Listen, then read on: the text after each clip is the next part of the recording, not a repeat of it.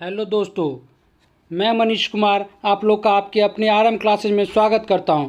चलिए आज हम लोग फिर से देखेंगे कौन सा।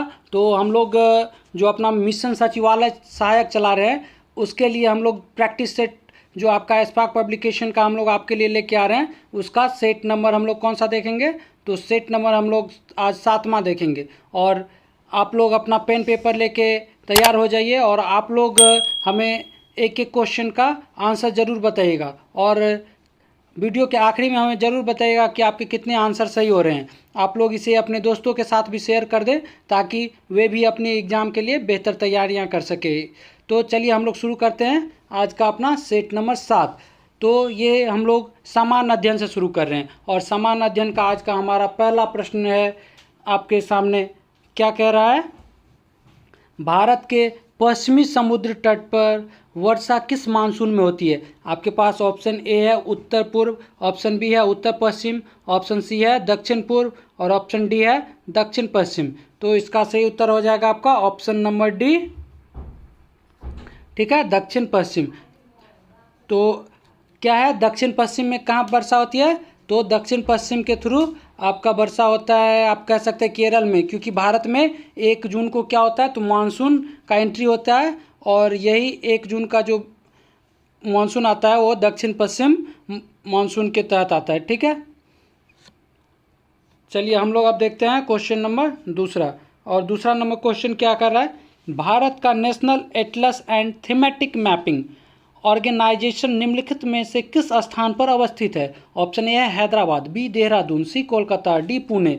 तो आज आपका ये सही उत्तर क्या हो जाएगा? Option number C Kolkata. चलिए अब हम लोग चलते हैं तीसरा नंबर क्वेश्चन।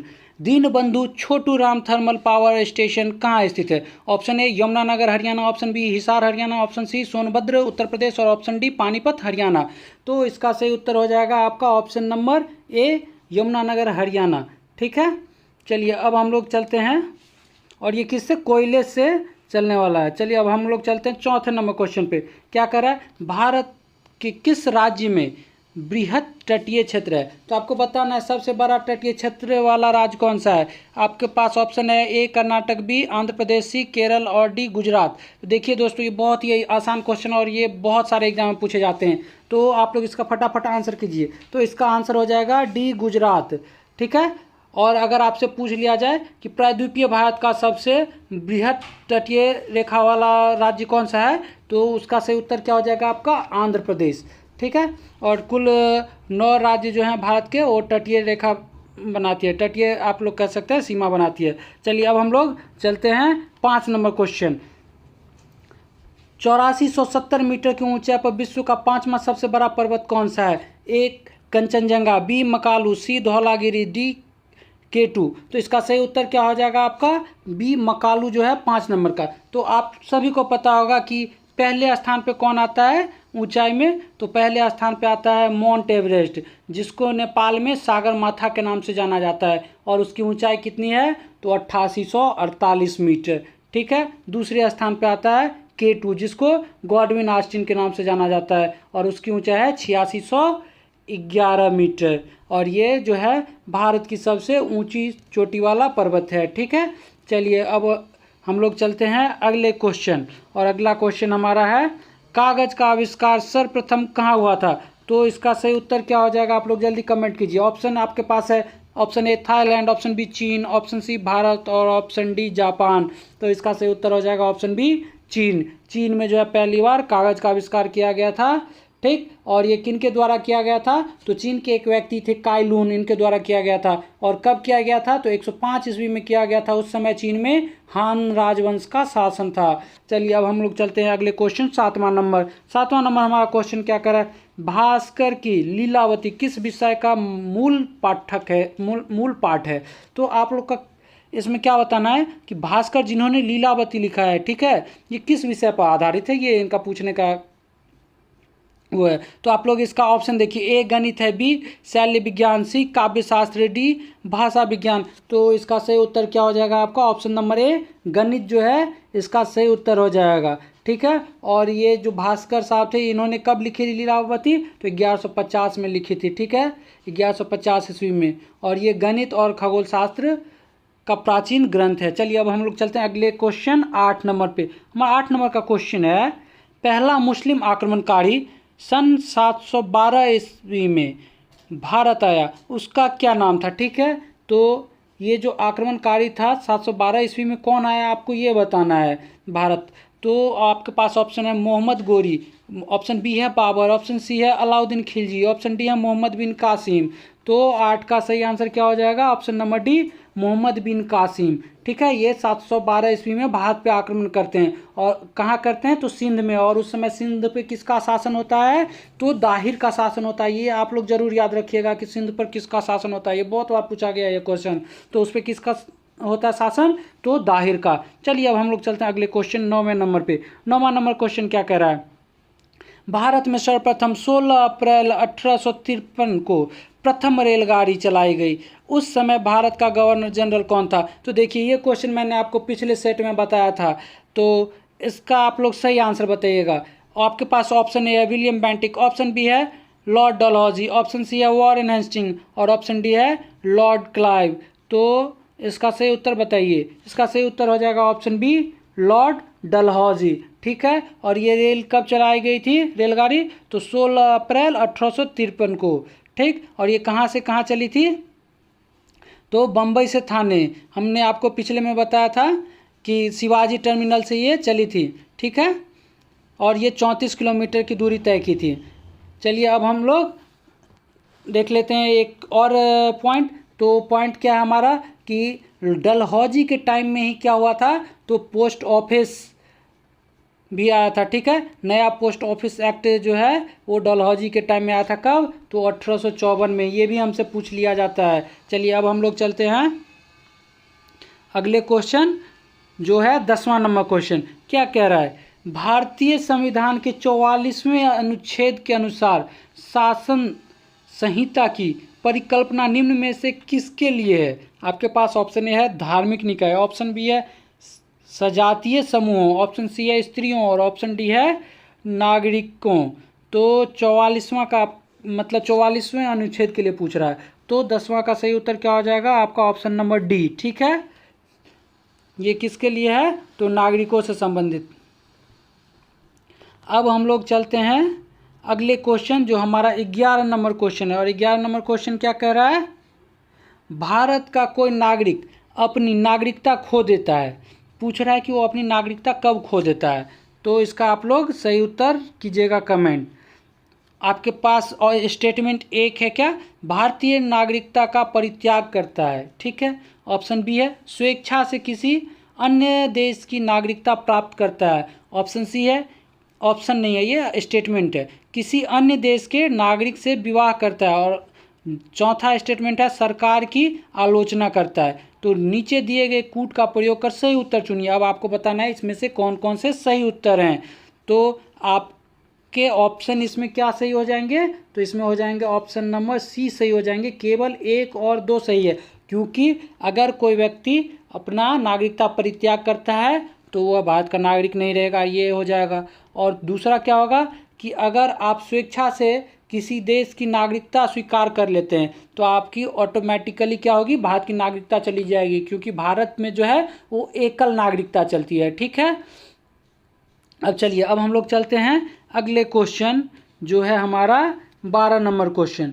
12 नंबर क्वेश्चन है नरसिम्हा कमेटी एक निम्नलिखित में से किन सुधारों से संबंधित है। आपको बताना है नरसिम्हा समिति किस सुधार से है। आपके पास ऑप्शन है ए उच्च शिक्षा सुधार, ऑप्शन बी कर संरचना सुधार, ऑप्शन सी योजना क्रियान्वयन सुधार और ऑप्शन डी बैंकिंग संरचना सुधार। तो 12 नंबर का सही उत्तर हो जाएगा आपका ऑप्शन नंबर डी बैंकिंग संरचना सुधार। ठीक है, और इस समिति ने अपनी रिपोर्ट कब दी थी तो 1991 में अपनी रिपोर्ट दी थी। ठीक है, और इसमें क्या किया गया था तो बैंकिंग क्षमता को बढ़ाने में इस समिति की जो सिफारिशें थी वो मददगार साबित हुई थी। चलिए अब हम लोग चलते हैं अगले क्वेश्चन 13 नंबर पे। 13 नंबर हमारा क्वेश्चन कह रहा है निम्न में से केंद्र सरकार की कौन सी योजना भारत के मुख्य शहरों के विकास से संबंधित है। ठीक है, आपके पास ऑप्शन ए है MGNREGA, मतलब ये होगा मनरेगा, ऑप्शन बी है PMSSY, ऑप्शन सी है PMGSY और ऑप्शन डी है अमृत। तो इसका सही उत्तर हो जाएगा आपका ऑप्शन नंबर डी, अमृत। ठीक है, तो अमृत का फुल फॉर्म क्या होता है? तो अमृत का फुल फॉर्म हो जाता है Atal mission for rejuvenation and urban transformation. ठीक है, तो अमृत का ये फुल फॉर्म हो जाता है। और ये कब ये योजना लाई गई थी? तो ये योजना जून 2015 में लागू की गई थी। ठीक है, अब हम लोग चलते हैं अगले क्वेश्चन जो है 14 नंबर क्वेश्चन। भारत की राजकोषीय नीति किसके द्वारा प्रतिपादित की जाती है? आपके पास ऑप्शन ए है भारतीय रिजर्व बैंक, ऑप्शन बी है नीति आयोग, ऑप्शन सी है वित्त मंत्रालय और ऑप्शन डी है सेबी। तो 14 का सही उत्तर हो जाएगा आपका ऑप्शन नंबर बी, वित्त मंत्रालय। चलिए अब हम लोग चलते हैं अगले क्वेश्चन जो है 15 नंबर क्वेश्चन। तालचर कोयले की खान कहाँ पर स्थित है? आपके पास ऑप्शन ए है बिहार, ऑप्शन बी है झारखंड, ऑप्शन सी है ओडिशा, ऑप्शन डी है छत्तीसगढ़। ठीक है, तो तालचर कहाँ है? ऑप्शन सी आपका सही उत्तर हो जाएगा, ओडिशा में है तालचर। चलिए अब हम लोग चलते हैं अगले क्वेश्चन जो है हमारा 16 नंबर क्वेश्चन। और 16 नंबर क्वेश्चन क्या कर रहा है? नगर कोझिकोड क्या कहलाता है? आपके पास ऑप्शन ए है तंजौर, ऑप्शन बी है त्रिचूर, ऑप्शन सी है त्रिशूर और ऑप्शन डी है कालीकट। तो 16 नंबर का सही उत्तर आपका क्या हो जाएगा? कालीकट। तो कालीकट क्या था? तो प्राचीन काल में एक बंदरगाह था और ये व्यापार का बहुत ही बड़ा, वो आप कह सकते हैं कि बंदरगाह था या केंद्र था प्राचीन टाइम में। चलिए अब हम लोग चलते हैं अगले क्वेश्चन 17 नंबर पे। हमारा 17 नंबर क्वेश्चन क्या है? निम्न में से किस भारतीय राज्य की सीमाएं भूटान राष्ट्र के साथ नहीं मिलती है? ठीक है, तो यहाँ देखिए इसमें दे दिया है आपका ऑप्शन कि नहीं मिलती है, तो आपको बताना है इसका उत्तर। आपके पास ऑप्शन ए है सिक्किम, बी है मेघालय, सी है अरुणाचल प्रदेश और डी में है पश्चिम बंगाल। तो 17 का सही उत्तर दीजिएगा। तो 17 का सही उत्तर हो जाएगा मेघालय जो है वो अपना सीमा साझा नहीं करता भूटान के साथ। और भूटान के साथ टोटल कितने राज्य भारत के सीमा साझा करते हैं? तो 4 राज्य, जिसमें सिक्किम, पश्चिम बंगाल, अरुणाचल प्रदेश और असम आते हैं। ठीक है, चलिए अब हम लोग चलते हैं क्वेश्चन नंबर 18 पे। 18 नंबर हमारा क्वेश्चन है किस कारण से दिन और रात होते हैं? तो आपके पास ऑप्शन है पृथ्वी का घूर्णन, आपके पास बी है पृथ्वी का परिक्रमण, सी में है सूर्य का घूर्णन और डी में है सूर्य का परिक्रमण। तो देखिए ये काफ़ी आपको कन्फ्यूजन वाला लग जाता है, घूर्णन और परिक्रमण। तो इसका 18 का आपका सही उत्तर क्या हो जाएगा? ऑप्शन नंबर ए पृथ्वी का, ऑप्शन नंबर ए होगा इसमें पृथ्वी का क्या? तो घूर्णन। परिक्रमण का मतलब हो जाता है कि वो सूर्य का परिक्रमा किया जाता है और पृथ्वी अपने अक्ष पे जो घूमती है उसको घूर्णन कहते हैं। तो अक्ष पे घूमती है इस कारण क्या होता है? तो दिन और रात होती है। और सूर्य का जो परिक्रमा करती है मतलब सूर्य के जो चारों ओर घूमती है उसको परिक्रमा कहते हैं। तो उस कारण क्या होता है? तो मौसमी परिवर्तन होता है। ठीक है, तो अब हम लोग चलते हैं 19वां नंबर क्वेश्चन पे। और 19वां नंबर क्वेश्चन हमारा क्या है? निम्नलिखित में से खरीफ की फसल कौन सी है? ठीक है, तो जो लोग खेती से जुड़े होंगे वो लोग तो आसानी से बता देंगे, लेकिन जो लोग ये खेती से नहीं जुड़े हैं उन्हें ये चीज़ याद रखनी पड़ती है। तो आप लोग ये चीज़ ज़रूर याद रखिएगा क्योंकि अक्सर पूछे जाते हैं इनसे क्वेश्चन। तो आपके पास ऑप्शन ए है बाजरा, ऑप्शन बी है गेहूँ, ऑप्शन सी है सरसों और ऑप्शन डी है जौ। तो 19 का सही उत्तर हो जाएगा ऑप्शन नंबर ए बाजरा जो है वो खरीफ की फसल है और गेहूं जौ सरसों जो है वो रबी की फसल है। ठीक है, बाजरा के साथ साथ आप धान कह सकते हैं, मक्का कह सकते हैं, ज्वार कह सकते हैं, मूंगफली कह सकते हैं, गन्ना, सोयाबीन, ये सारी क्या है? तो ये सारे खरीफ की फसल हैं। ठीक है ना, चलिए अब हम लोग चलते हैं अगले क्वेश्चन देख लेते हैं। जो हमारा अगला क्वेश्चन क्या है? 20 नंबर क्वेश्चन। तो क्या कह रहा है? नासा के मानव रहित यान जूनू ने किस ग्रह का परीक्षण किया? ठीक है, जूनू बताना है जो नासा का ग्रह है वो किस ग्रह का परीक्षण किया। आपके पास ऑप्शन ए है बुध, ऑप्शन बी है शुक्र, ऑप्शन सी है शनि और ऑप्शन डी है बृहस्पति। तो इसका सही उत्तर हो जाएगा आपका ऑप्शन नंबर डी बृहस्पति। चलिए अब हम लोग चलते हैं अगले क्वेश्चन जो हमारा 21 नंबर क्वेश्चन है। राज्यसभा में चुनाव के लिए अपेक्षित न्यूनतम आयु क्या है। ठीक है, तो आपको बताना है राज्यसभा के लिए न्यूनतम आयु पूछ रहा है, आप लोग सिंपल सा बात समझिए। तो ऑप्शन ए है 25 वर्ष, ऑप्शन बी है 30 वर्ष, ऑप्शन सी है 32 वर्ष, ऑप्शन डी है 35 वर्ष। तो इसका सही उत्तर क्या हो जाएगा आपका ऑप्शन नंबर बी 30 वर्ष। ठीक है, राज्यसभा को हम लोग क्या कहते हैं, तो उच्च सदन कहते हैं, और राज्यसभा को कभी भंग नहीं किया जा सकता, ये बात भी आप जानते होंगे। और इसमें सदस्य की कार्यकाल कितने वर्षों की होती है, तो 6 वर्षों की होती है, और हर 2 वर्ष पे 1/3 सदस्य जो होते हैं वो सेवानिवृत्त हो जाते हैं। तो आप लोग देखिए अभी राष्ट्रपति का चुनाव होने वाला है, तो आप लोग हमें बताइए कि राष्ट्रपति के लिए कितनी आयु न्यूनतम चाहिए। तो इसका आप लोग जल्दी से हमें कमेंट कर बताइएगा। तो इसका आंसर आपका क्या हो जाएगा, 35 वर्ष राष्ट्रपति के लिए चाहिए। ठीक है, राष्ट्रपति उम्मीदवार बनने के लिए। अब चलिए हम लोग चलते हैं 22वें नंबर क्वेश्चन पे। ऋग्वैदिक काल में ग्राम प्रमुख को क्या कहा जाता था। ऑप्शन ए है कुलापा, ऑप्शन बी है कर्ता, ऑप्शन सी है ग्रामणी, ऑप्शन डी है पुरोहित। तो 22 नंबर का सही उत्तर हो जाएगा आपका ऑप्शन नंबर सी, ग्रामणी हो जाएगा इसका सही उत्तर। ठीक है, चलिए अब हम लोग देखते हैं अगला क्वेश्चन। और इसी में क्या होता है, तो जो 20 के प्रधान होते हैं उसको क्या कहा जाता है, 20पति कहा जाता है, और राजा को राजन, मतलब जो सभी का प्रधान होता है वो राजन कहलाता है, आप लोग जो शासक होते हैं। ठीक है, अब हम लोग देखते हैं 22 नंबर हो गया। 23 नंबर क्वेश्चन। 23 नंबर क्वेश्चन क्या कर रहा है, लोधी राजवंश का अंतिम शासक कौन था। ठीक है, तो आपके पास ऑप्शन है ए दौलत खान लोधी, बी सिकंदर लोधी, सी बहलोल लोधी, और डी इब्राहिम लोधी। तो देखिए लोधी वंश का अंतिम शासक पूछ रहा है। ठीक है, आप लोग ये चीज़ जरूर ध्यान दीजिए कौन सा शासक पूछा जा रहा है। तो अंतिम शासक, और अंतिम शासक कौन था, तो इब्राहिम लोधी। ठीक है, और इब्राहिम लोधी को पानीपत की लड़ाई में, जो पानीपत का प्रथम युद्ध हुआ था 21 अप्रैल 1526 को, उसमें इब्राहिम लोधी को बाबर जो है वो हरा देते हैं। ठीक है, और उसके बाद मुगल का शासन चालू हो जाता है। चलिए अब हम लोग चलते हैं अगले क्वेश्चन 23 नंबर पे। 23 नंबर हमारा क्वेश्चन क्या है, नीति आयोग का अध्यक्ष चेयरमैन कौन होते हैं। तो हमें बताना है कि नीति आयोग का अध्यक्ष कौन होता है। ए आपके पास ऑप्शन है राष्ट्रपति, बी प्रधानमंत्री, सी वित्त मंत्रालय, D reserve bank of India. तो आप लोग इसका सही उत्तर बताइए। तो ऑप्शन बी हो जाएगा प्रधानमंत्री, जो हो जाएगा इसका सही उत्तर हो जाएगा। ठीक है, और ये नीति आयोग कब शुरू किया गया था, तो 1 जनवरी 2015 को नीति आयोग बना था। ठीक है, नीति आयोग की स्थापना हुई थी, और ये किसके स्थान पे आया था, तो योजना आयोग के स्थान पे आया था। और इसके प्रथम उपाध्यक्ष कौन थे, तो अरविंद पनगड़िया जो थे इसके प्रथम उपाध्यक्ष थे। ठीक है, चलिए अब हम लोग चलते हैं 25 नंबर क्वेश्चन। और हमारा 25 नंबर क्वेश्चन क्या कर रहा है, जहांगीर का मकबरा कहाँ पर है। ऑप्शन ए है आगरा, ऑप्शन बी है श्रीनगर, ऑप्शन सी है लाहौर, ऑप्शन डी है दिल्ली।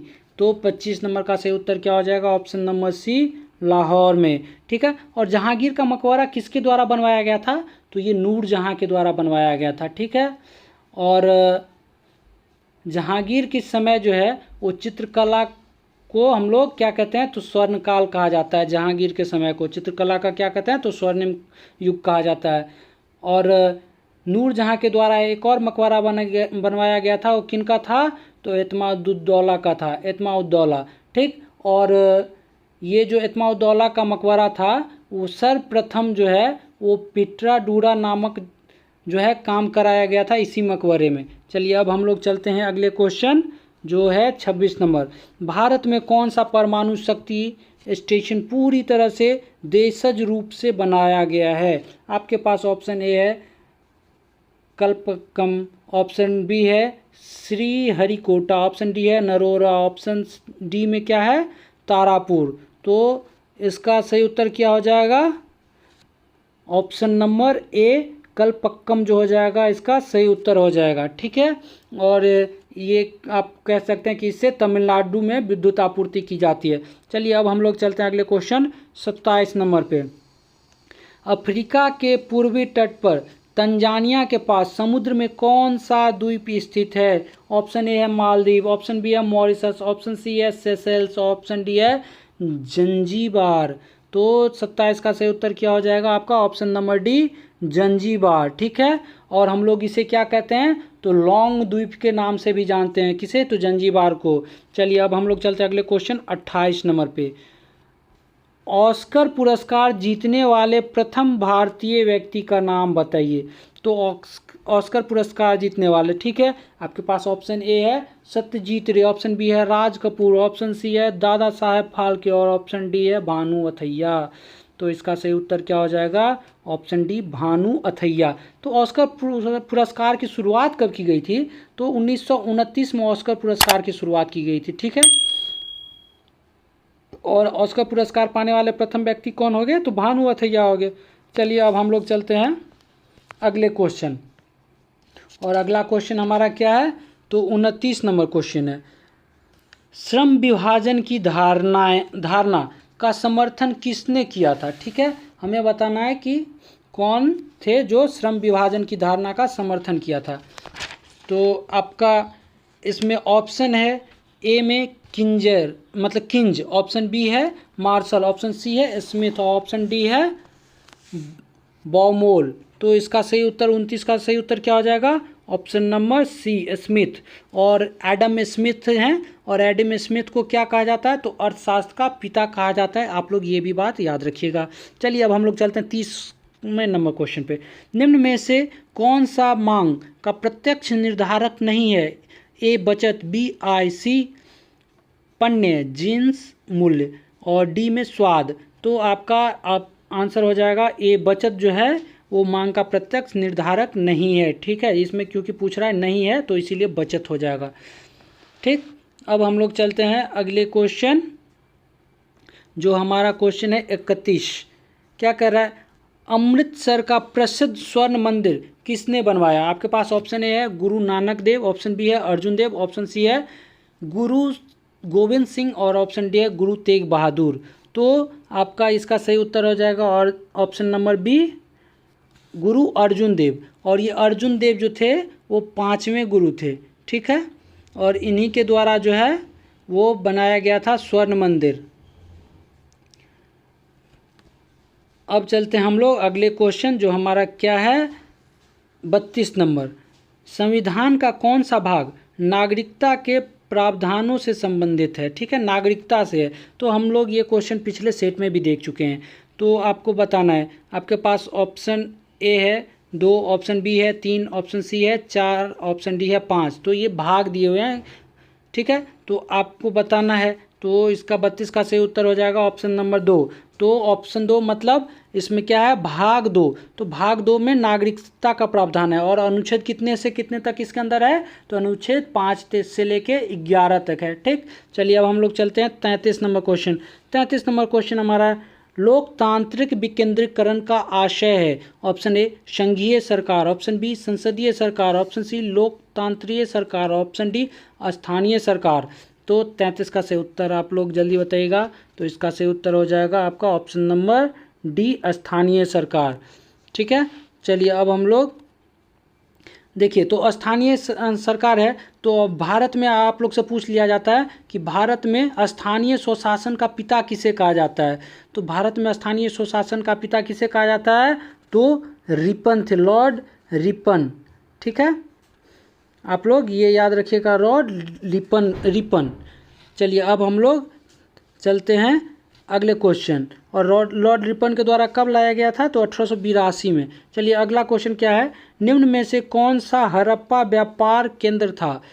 तो हड़प्पा का व्यापार केंद्र था, देखिए मैंने आपको ये पहले भी बताया। आपके पास ए है कालीबंगा, ऑप्शन बी है लोथल, ऑप्शन सी है सुरकोटदा और ऑप्शन डी है रोपर। तो 34 नंबर का सही उत्तर क्या हो जाएगा, ऑप्शन नंबर बी, इसका सही उत्तर हो जाएगा 34 का। ठीक है, लोथल जो हो जाएगा वो व्यापार केंद्र था और क्या था, तो एक बंदरगाह भी था। चलिए अब हम लोग चलते हैं क्वेश्चन नंबर 35 पे। क्वेश्चन नंबर 35 हमारा क्या कह रहा है, राज्य नीति के निम्न निर्देशक सिद्धांत में से कौन सा गांधीवादी दर्शन पर आधारित है। ऑप्शन ए है ग्राम पंचायतों का आयोजन, ऑप्शन बी है ऑप्शन बी है बराबर काम के लिए बराबर मजदूरी, ऑप्शन सी है मजदूरों का संरक्षण, ऑप्शन डी है उपयुक्त सभी। तो 35 का सही उत्तर क्या हो जाएगा? ऑप्शन ए, ग्राम पंचायतों का आयोजन। ठीक है, ये नीति निर्देशक तत्व के गांधीवादी दर्शन पर आधारित है। ठीक है, और ये अनुच्छेद कितने में आते हैं? तो अनुच्छेद 40 के अंतर्गत आपको दिया जाता है ग्राम पंचायत। ठीक, चलिए अब हम लोग देख लेते हैं अगला क्वेश्चन जो हमारा क्या है, 36 नंबर क्वेश्चन है। भारत में आधारित लोकतंत्र निम्न में से कौन सुनिश्चित करता है? ऑप्शन ए है पंचायती राज, ऑप्शन बी है अंतरराज्य परिषद, ऑप्शन सी है राष्ट्रपति, ऑप्शन डी है क्या? CAG। तो 36 का सही उत्तर आप लोग बताइएगा, ऑप्शन नंबर ए हो जाएगा पंचायती राज। ठीक है, और भारत में पंचायती राज की शुरुआत कब हुई थी? तो हमारे जो उस समय प्रथम प्रधानमंत्री थे जवाहरलाल नेहरू, इनके द्वारा 2 अक्टूबर 1959 को किया गया था। कहाँ से? तो राजस्थान के नागौर जिले से। ठीक है, और ये आप लोग कह सकते हैं कि LM सिंघवी समिति के सिफारिश पर 73वां संविधान संशोधन के द्वारा 1993 में पंचायती राज संवैधानिक दर्जा प्राप्त कर पाया था। ठीक है, चलिए अब हम लोग चलते हैं अगले क्वेश्चन 37 नंबर पे। 37 नंबर क्वेश्चन कह रहा है जब्ती प्रणाली के अंतर्गत वास्तविक उत्पादन का जितना अंश राज्य की मांग के रूप में निर्धारित किया गया था। ठीक है, तो कितना अंश निर्धारित किया गया था आपको ये बताना है। ऑप्शन ए है 1/4 है, ऑप्शन बी है 1/3, ऑप्शन सी है आधा, और ऑप्शन डी है 5वां भाग। तो जब्ती प्रणाली में। ठीक है, तो इसका सही उत्तर क्या आ जाएगा आपका? Option number B 1/3। तो जब्ती प्रणाली किसने शुरू किया था? तो जब्ती प्रणाली शेरशाह सूरी के द्वारा। कौन? तो शेरशाह सूरी के द्वारा किया गया था, शेरशाह सूरी। ठीक है, आप लोग ये बात ध्यान रखिएगा, और इसे बाद में अकबर के द्वारा भी चलाया जाता है, आप लोग ये भी ध्यान रखिएगा। चलिए अब हम लोग चलते हैं 38 नंबर क्वेश्चन पे, और 38 नंबर क्वेश्चन करा निम्न में से किसने भारत में फ्रेंच शक्ति को समाप्त कर दिया? ऑप्शन ए है बक्सर की लड़ाई, ऑप्शन बी है तीसरा कर्नाटक युद्ध, ऑप्शन सी है प्लासी का लड़ाई, और ऑप्शन डी है वांडीवास की लड़ाई।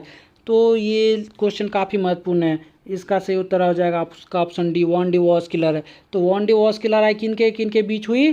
तो ब्रिटिशर्स और फ्रेंच के बीच में हुई, और इसमें फ्रेंच की हार होती है और ब्रिटिश इसमें विजय होते हैं। तो ब्रिटिश का आप लोग से अगर पूछ लिया जाए कि ब्रिटिश सेना का नेतृत्व कौन कर रहे थे, तो आयरकूट जो थे, सर आयरकूट, इनके द्वारा नेतृत्व किया जा रहा था। और इस लड़ाई के बाद जो आप कह सकते हैं कि फ्रेंच शक्तियों का भारत में लगभग समाप्त हो जाता है।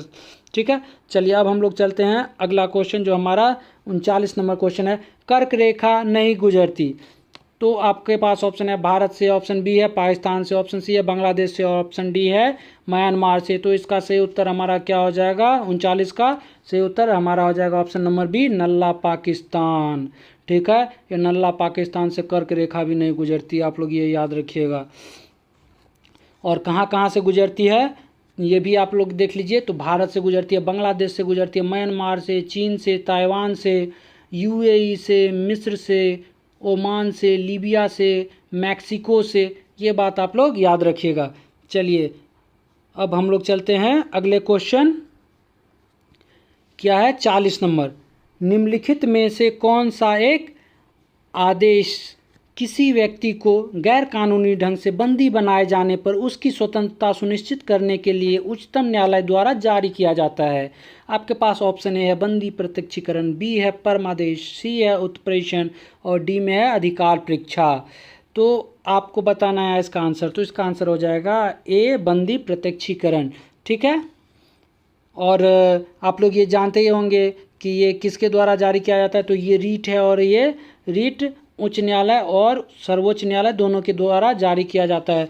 अनुच्छेद 32 के द्वारा सर्वोच्च न्यायालय करती है, और अनुच्छेद 226 के द्वारा उच्च न्यायालय करती है। चलिए अब हम लोग चलते हैं अगले क्वेश्चन 41 नंबर पे, और 41 नंबर क्वेश्चन क्या है? निम्न में से कौन सी नदी दक्षिण से पूर्व की ओर बहती है? तो आप लोग को बताना है दक्षिण से उत्तर की ओर। तो दक्षिण से उत्तर की ओर कौन बहती है? ऑप्शन ए है कृष्णा, ऑप्शन बी है कावेरी, ऑप्शन सी है सोन, और ऑप्शन डी है गोदावरी। तो इसका सही उत्तर हो जाएगा आपका ऑप्शन नंबर सी, सोन। सोन जो है वो दक्षिण से उत्तर की ओर बहती है। सोन कहाँ से निकलती है? तो सोन निकलती है अमरकंटक से, ठीक है, मध्य प्रदेश। और कहाँ पे मिलती है, तो बिहार के पटना में, पटना के नज़दीक ये गंगा से मिल जाती है। चलिए अब हम लोग चलते हैं अगले क्वेश्चन 42 नंबर पे। 42 नंबर क्वेश्चन कर रहा है, कलिंग युद्ध के बाद निम्न में से किसने महाराज अशोक के रूपांतरण को दर्ज किया? तो ऑप्शन ए है रॉक एडिक्ट 2, और ऑप्शन बी है रॉक एडिक्ट 4, ऑप्शन सी है रॉक एडिक्ट 6, और ऑप्शन डी है रॉक एडिक्ट 13 या 13। तो इसका सही उत्तर हो जाएगा आपका ऑप्शन नंबर डी, ठीक है। चलिए अब हम लोग चलते हैं अगले क्वेश्चन। और रॉक 6 में क्या है, रॉक एडिक्ट 6 में वो धम की चर्चा की गई है, ठीक है। अब हम लोग 43वां नंबर क्वेश्चन देख लेते हैं। हर्षवर्धन की आरंभिक राजधानी कहाँ थी?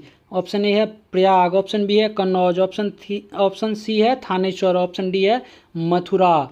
तो 43 का सही उत्तर क्या हो जाएगा आपका ऑप्शन नंबर सी, थानेश्वर, ठीक है। आरंभिक राजधानी कहाँ से थी? थानेश्वर। लेकिन हर्षवर्धन ने मौखरी वंश के शासक ग्रहवर्मन की हत्या होने के बाद क्या किया, तो अपनी राजधानी बदल ली और कहाँ कर ली, तो कन्नौज कर ली, ठीक है। लेकिन इसमें क्या पूछ रहा है, तो आरंभिक पूछ रहा है, इसीलिए थानेश्वर हो जाएगा। चलिए अब हम लोग चलते हैं अगले क्वेश्चन 44 पे।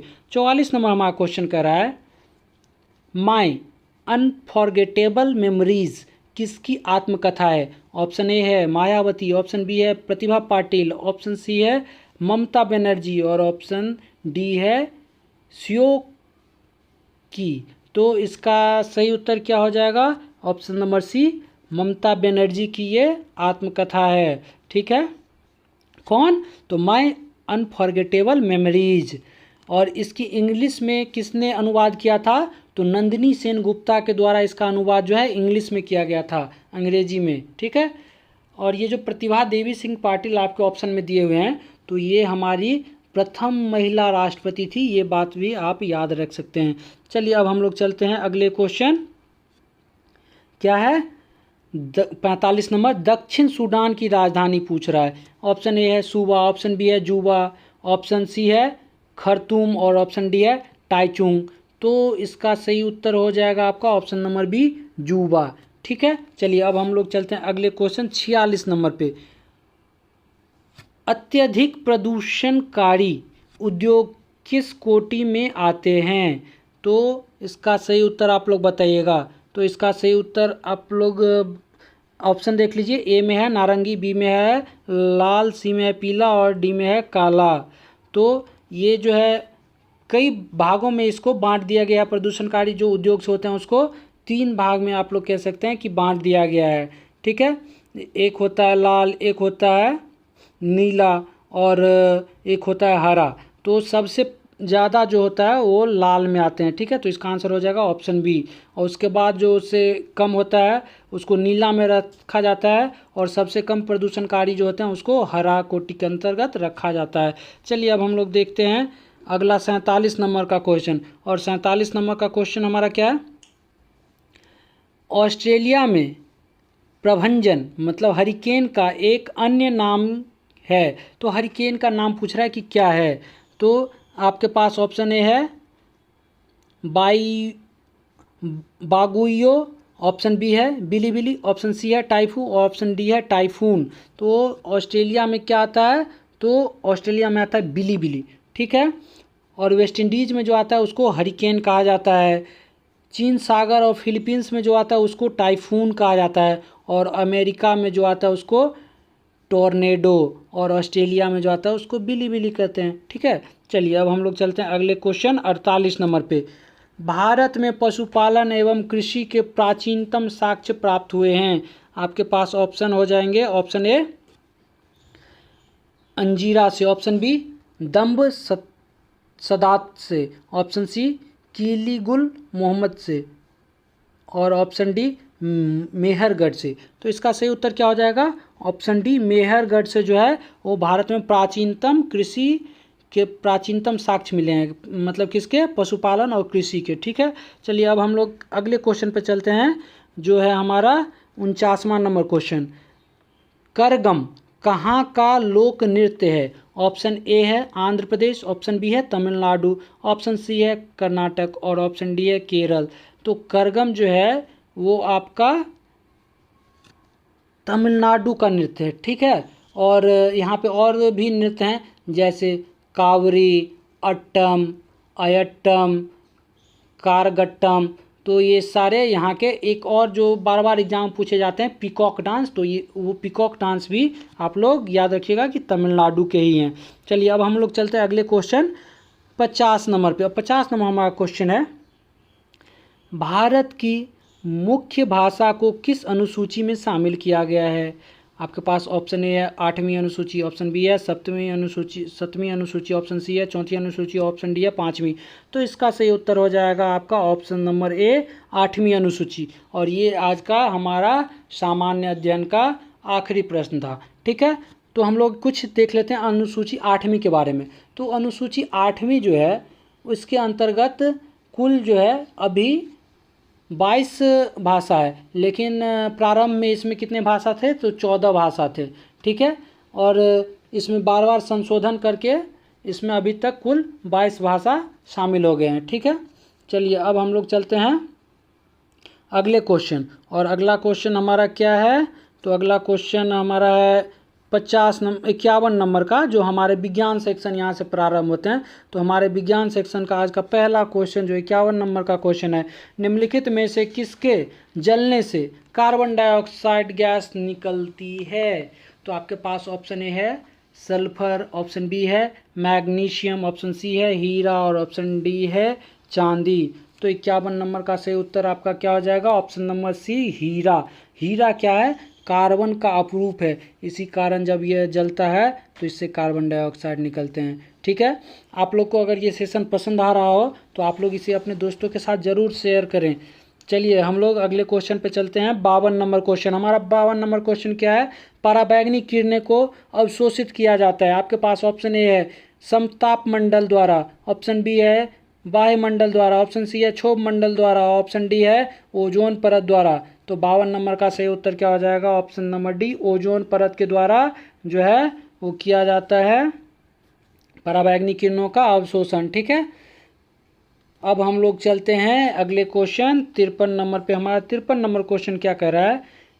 पीतल किसकी मिश्र धातु है? तो ये आप लोग बहुत अच्छे से आप लोग को याद होगा, क्योंकि बहुत बार ये पूछा जाता है। तो इसका ऑप्शन है आपके पास copper plus tin, option B है copper plus zinc, option C है टीन प्लस पीडी मतलब सीसा, और ऑप्शन डी है एल्युमिनियम प्लस कॉपर। तो 53 नंबर का सही उत्तर हो जाएगा आपका ऑप्शन नंबर बी सही उत्तर हो जाएगा कॉपर प्लस जिंक। तो इसको हम लोग कैसे याद रखते हैं ट्रिक से? तो इसको हम लोग याद रखते हैं पिताजी के ट्रिक से, ठीक है। और पिताजी का मतलब क्या होगा? पी से पीतल हो गया। तो पीतल कैसे बनता है? तांबा और जिंक के मिलाने से, त से तांबा और जी से जिंक, ठीक है। चलिए अब हम लोग अगले क्वेश्चन पे चलते हैं। 54 नंबर क्वेश्चन हमारा क्या कर रहा है? बादल के गर्जन से पहले बिजली की चमक दिखाई पड़ती है, ठीक है। इसका कारण है, तो हमें बताना है कि ऐसा क्यों होता है कि हमें क्या होती है तो गर्जन बाद में सुनाई देती है और बिजली पहले दिखाई दे देती है। तो इसका कारण आपको बताना है। तो आपके पास ऑप्शन ए है प्रकाश का वेग अधिक होता है, ऑप्शन बी है बिजली पहले चमकती है और गर्जन बाद में होता है, ऑप्शन सी है आवाज़ के प्रति हमारा कम संवेदनशील होना, ऑप्शन डी है ध्वनि के वेग का अधिक होना। तो इसका सही उत्तर क्या हो जाएगा? 54 नंबर का आपका ऑप्शन नंबर ए प्रकाश का वेग अधिक होता है। इसी कारण क्या होता है कि हमें बिजली की चमक जो है पहले दिखाई दे जाती है और गर्जन बाद में सुनाई देती है। चलिए अब हम लोग चलते हैं अगले क्वेश्चन 55 नंबर क्वेश्चन। तो 55 नंबर क्वेश्चन है नीचे दिए 4 माध्यमों में से उस माध्यम को पहचानिए जिससे होकर ध्वनि तीव्रतम गति से यात्रा करती है। आपके पास ऑप्शन ए है लकड़ी, ऑप्शन बी है ईंट, ऑप्शन सी है जल, ऑप्शन डी है वायु। तो इसका सही उत्तर आप लोग को देना है। तो 55 का सही उत्तर हो जाएगा ऑप्शन ए लकड़ी, ठीक है। चलिए अब हम लोग चलते हैं अगले क्वेश्चन 56 नंबर। और 56 नंबर हमारा क्वेश्चन क्या है? बल्ब फूटने पर तेज आवाज़ होता है क्यों? तो ऑप्शन ए है इसके अंदर शून्य होता है, ऑप्शन बी है इसके अंदर ज्वलनशील गैस का भंडार होता है? ऑप्शन सी है इसके अंदर भरा अक्रिय गैस काफ़ी गर्म होता है। ऑप्शन डी है तंतु धातु का वायुमंडलीय गैस से संपर्क होने पर तीव्र अभिक्रिया करती है। तो इसका जो आपका सही उत्तर हो जाएगा वो हो जाएगा ऑप्शन नंबर ए, इसके अंदर शून्य होता है। तो क्या होता है, बल्ब में जो है वो अंदर जो है वो वैक्यूम क्रिएट कर दिया जाता है, मतलब उसको निर्वात रखा जाता है, ठीक है, इस कारण होता है। अगर भरा भी जाता है तो बहुत ही कम प्रेशर पे उस पर अक्रिय गैस भरा जाता है, ठीक। चलिए अब हम लोग चलते हैं अगले क्वेश्चन 57 नंबर पे। और 57 नंबर क्वेश्चन है, कौन सा अम्ल हमारे शरीर में पाचन क्रिया में सहायक है? आपके पास ऑप्शन ए है हाइड्रोक्लोरिक अम्ल, ऑप्शन बी है सल्फ्यूरिक अम्ल, ऑप्शन सी है एसिटिक अम्ल, ऑप्शन डी है फॉर्मिक अम्ल। तो 57 का सही उत्तर क्या हो जाएगा आपका? ऑप्शन नंबर ए जो हो जाएगा हाइड्रोक्लोरिक अम्ल। और हाइड्रोक्लोरिक अम्ल को हम लोग क्या कहते हैं? HCl, ठीक है। तो HCl से हम लोग इसे याद रख सकते हैं। मानव शरीर में जो ये अम्ल है ये जठर कोशिका से स्रावित होती है, ठीक है। अब हम लोग चलते हैं अगले क्वेश्चन जो 58 नंबर क्वेश्चन है। और 58 नंबर क्वेश्चन क्या कर रहा है, निम्नलिखित में से किसकी मात्रा बढ़ जाने पर हृदय रोग होने का खतरा रहता है? ठीक है, आपको बताना है कि कौन सा चीज़ बढ़ जाता है तो हृदय रोग की खतरा बढ़ जाती है। आपके पास ऑप्शन ए है ग्लूकोज, ऑप्शन बी है हिपेरिन, ऑप्शन सी है कोलेस्ट्रॉल, ऑप्शन डी है हेमोग्लोबिन। तो इसके सही उत्तर हो जाएंगे आपके option number C cholesterol. Cholesterol क्योंकि क्या है, कोलेस्ट्रॉल बसा है और ये जब बढ़ जाता है तो हृदय रोग की वो जो है होने की संभावना जो है बढ़ जाती है। चलिए अब हम लोग चलते हैं 59 नंबर क्वेश्चन। दाढ़ी बनाने के लिए दर्पण का प्रयोग होता है। आपके पास ऑप्शन ए है अवतल दर्पण, ऑप्शन बी है समतल, ऑप्शन सी है उत्तल, ऑप्शन डी है परवलयिक। तो इसका सही उत्तर हो जाएगा आपका ऑप्शन नंबर ए अवतल दर्पण, ठीक है। चलिए अब हम लोग चलते हैं अगले क्वेश्चन जो है 60 नंबर क्वेश्चन। रबर को कड़ा करने के लिए उसके साथ किस पदार्थ को मिलाया जाता है? ऑप्शन ए है सोडियम, ऑप्शन बी है कैल्शियम, ऑप्शन सी है सल्फर, ऑप्शन डी है लीड। तो 60 का सही उत्तर हो जाएगा ऑप्शन सी सल्फर, ठीक है, जिसे हम लोग गंधक भी कहते हैं। चलिए अब हम लोग चलते हैं अगले क्वेश्चन 61 नंबर क्वेश्चन है, गुरुत्वीय त्वरण मतलब स्मॉल जी का मान पूछ रहा है। तो ऑप्शन ए है 9.8 मीटर पर सेकंड स्क्वायर, ऑप्शन बी है 98 मीटर पर सेकंड स्क्वायर, ऑप्शन सी है 0.98 मीटर पर सेकंड स्क्वायर, ऑप्शन डी है 0.098 मीटर पर सेकंड स्क्वायर। तो 61 नंबर का सही उत्तर क्या हो जाएगा आपका? ऑप्शन नंबर ए 9.8 मीटर पर सेकेंड स्क्वायर, ठीक है। अब चलिए हम लोग चलते हैं 62 नंबर क्वेश्चन।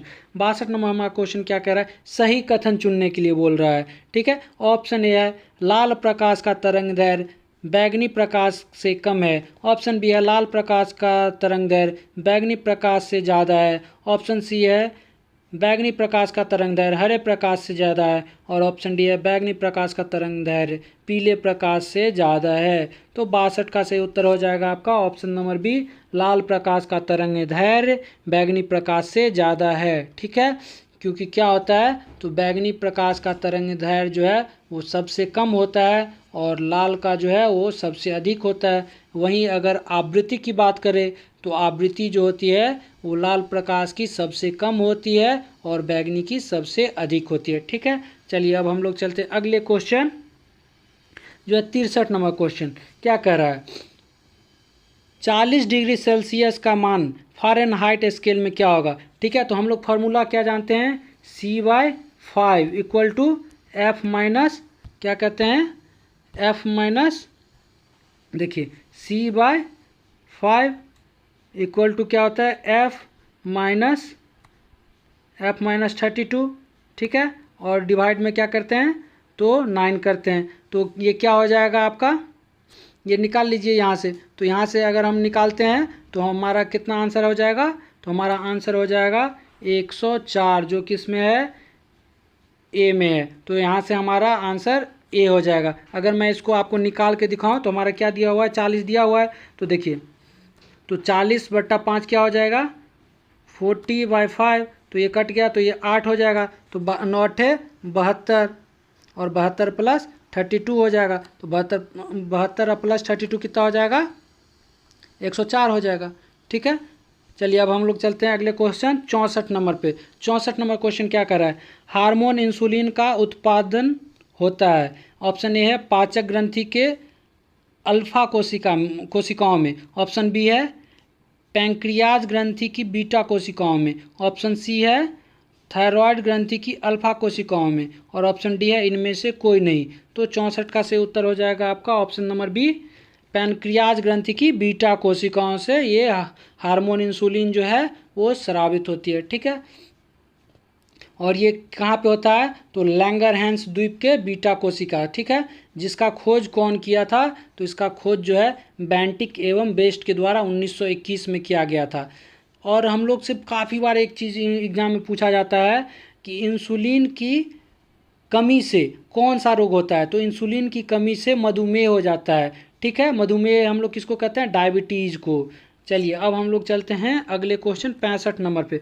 65 नंबर क्वेश्चन है टाइफाइड के से शरीर का कौन सा अंग प्रभावित होता है? ऑप्शन ए है अग्नाशय, ऑप्शन बी है अमाशय, ऑप्शन सी है आंत और ऑप्शन डी है मस्तिष्क। तो इसका सही उत्तर हो जाएगा आपका ऑप्शन नंबर सी, आंत जो होता है वो टाइफाइड से प्रभावित होने वाला अंग है। ठीक है, और टाइफाइड जो है किस जीवाणु से होता है? तो एक जीवाणु का नाम क्या है? साल्मोनेला टाइफी जीवाणु का नाम है, जिस कारण ये होता है इसमें तेज बुखार और सिर दर्द करता है। ठीक है, चलिए अब हम लोग चलते हैं 66 क्वेश्चन।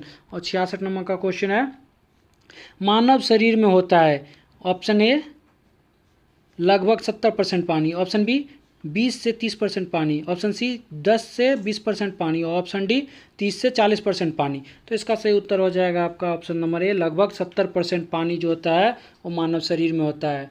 ठीक है, अब हम लोग चलते हैं अगले क्वेश्चन जो क्या है 67 नंबर क्वेश्चन। और 67 नंबर का क्वेश्चन क्या है? पाचन के रसों में निम्नलिखित में से कौन सा अम्ल पाया जाता है? तो आपको बताना है कि पाचन में कौन सा अम्ल पाया जाता है।